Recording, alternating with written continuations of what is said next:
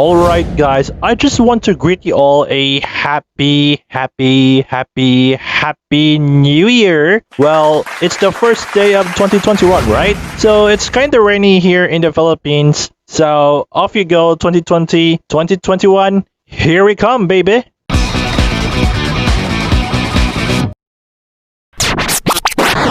Look guys, I know how 2020 has changed us the way we do things normally. It's because we are still fighting the COVID-19 virus and the pandemic still continues as it is, especially that the new strain of COVID-19 is already spreading across the world.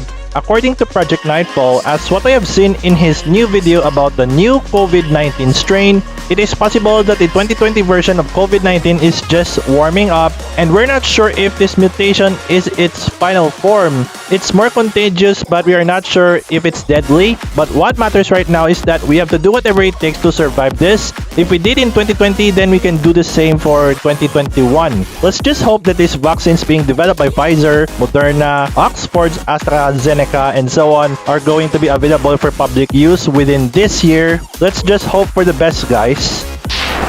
As what I have mentioned last time on what is cooking on the year 2021, I will start sharing some crypto airdrops and other sources that we could make some free crypto, with the exception of gas fees, or of course, more crypto related tutorials, playing some blockchain integrated games, news and updates about cryptocurrencies, blockchain, DeFi, trading, and so on, and of course, more project reviews and exclusive interviews on the way. And of course, I will start doing some giveaway events from time to time, so stay tuned for that.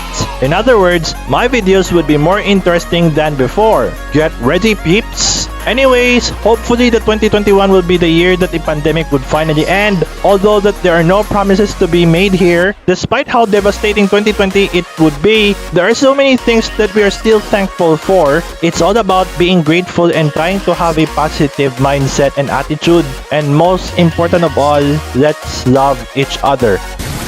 Okay peeps, this is all for now. Thank you so much for watching. I hope you guys are equipped with a positive mindset and attitude for 2021. And one more thing peeps, for you to stay notified about my latest videos regarding cryptocurrencies, blockchain technology, and DeFi, just simply click the subscribe button and turn on the notification bell. And you can follow my social media channels right here or in my YouTube description. Okay, so from my freaking home studio, this is Jeff aka Nomad Fury, and see you all on my next video.